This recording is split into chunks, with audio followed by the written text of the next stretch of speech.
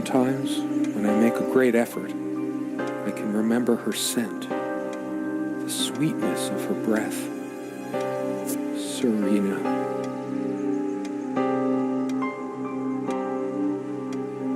Serena? Why can't I see you more clearly? Why can't I even remember? This was taken on that crisp winter night at our mutual friend's hunting lodge. We came back indoors, laughing, giddy as teenagers. It was truly like an enchanted time, like we were in a magic circle where no sorrow or pain could touch us. My love, we don't have a lot of photos of ourselves as a couple, so this one is quite important. The guy who snapped this, our host that night, used an actual film camera. It was a different world back then. The furniture came with the cabin. Considering how off the beaten path this place is, that helped make up our mind. My love, we don't have a lot of photos of ourselves as a couple, so this one is quite... Sometimes she would brush her leg against mine under the table when we were eating. A curious, sensual thrill. The table is worn but sturdy, just like our relationship was. Or is. I just don't know anymore. Our dining table. Quite modest, but if it ain't broke, don't fix it. I could tell plenty of stories about this table. To be honest, I'm surprised it's still in one piece. The dining table was well worn even when we acquired the cabin. You could tell from its appearance that it had been the centerpiece of many happy occasions. And our dining table, quite modest, but if it ain't broke, I could tell plenty of stories about this table. To be honest, Serena enjoyed spice in our life. I preferred it more bland. We were so different on some points. Would you pass me the pepper? You know, you should use it too. It's good for the pressure. I can't help these random associations. It's always been that way.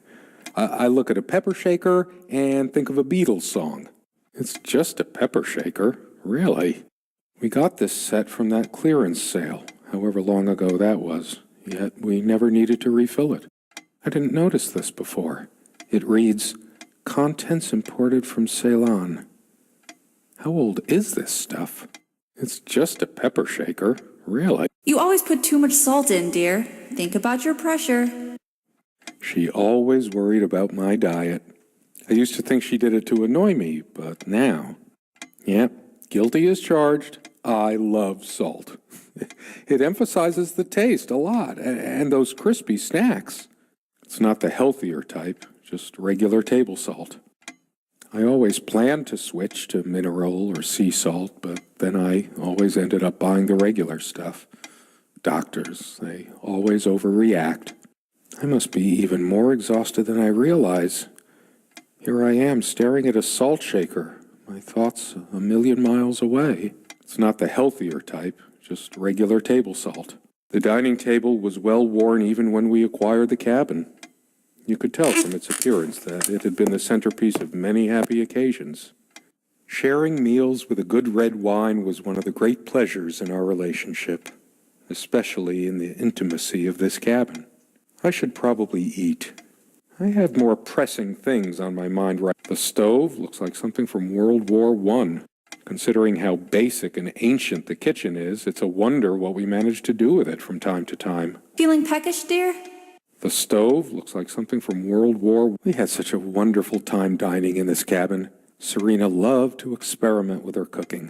Truth be told, not all the cooking she did was a resounding success. We agreed to never attempt doing ravioli again.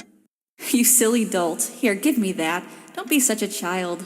I think it dates from the colonial era, probably brought over by the Pilgrims. It belongs in a museum. So much wisdom and happiness in this bookcase. My life would have been much poorer without all this.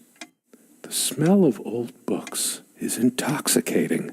I loved it when we took down one of my favorites and curled up on the bed to read together as the wind howled outside on cold. Most of the books are mine, but all of hers are still here too. A lot of rarities and special editions here. I didn't lend out my Necronomicon, did I?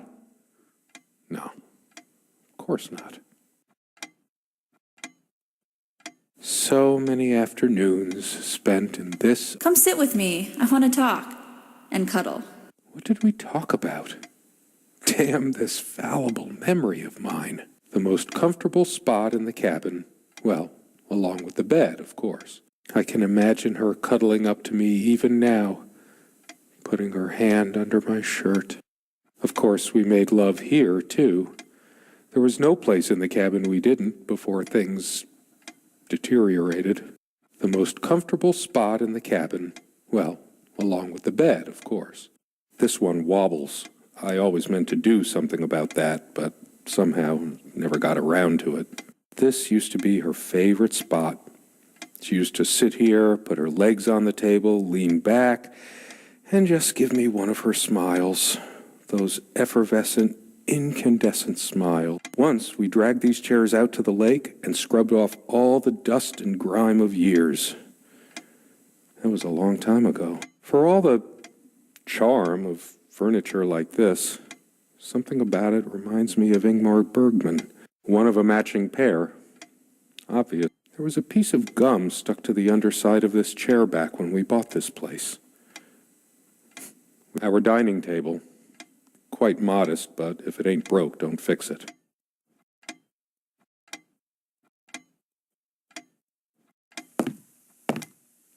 This window never got much attention. I guess it's covered with grease and grime. There's probably nothing out there that I want to see anyway. I can make out nothing through this window. There was a time long ago that all this disrepair felt oddly homey. All the windows are drafty, but I can make out nothing through this window.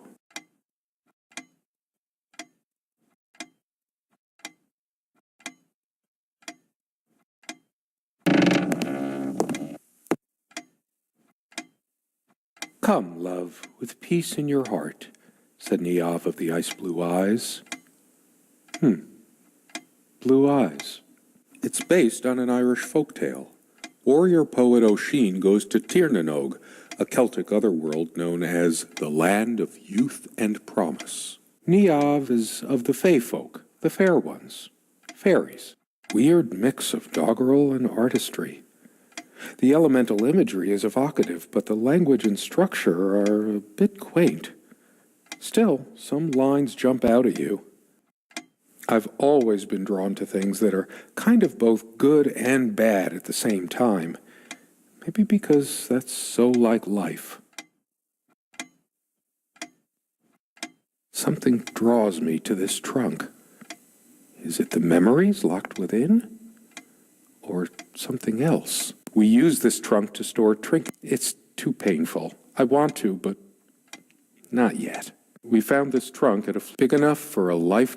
We hated guns, so we found this trunk at a flea market. Big enough for a. We hated guns, so we never had any, even out here. She made this with her own hands. She was really good. Look what I made, hun, in case we ever need to sweep something under the carpet. See the pattern of yellow squares? It's from this rug I remembered from my nursery. I must have been like 3 or 4, but it always stuck with me. No trap door under there. I always resisted the temptation to sweep things under there when it was my turn to tidy up. The rug's all crooked again. Can you help me straighten it out? No trap door under there. Just more creaky floor. No, I don't want to leave right now. There's still something for me in here. I better stay in case Serena comes back. There's always a chance she might return. There's nothing for me out there.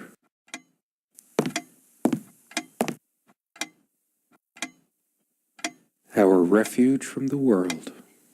A place of warmth and passion. Sometimes we joked we needed to be so far. The furniture came with the cabin, but the bedclothes we brought with us. A place like this, there are no monsters under the bed. I feel too restless to sleep right now. I don't sleep well without Serena next to me. Both a blessing and a curse, I suppose. There are no monsters under the bed. I guess they're all in my head.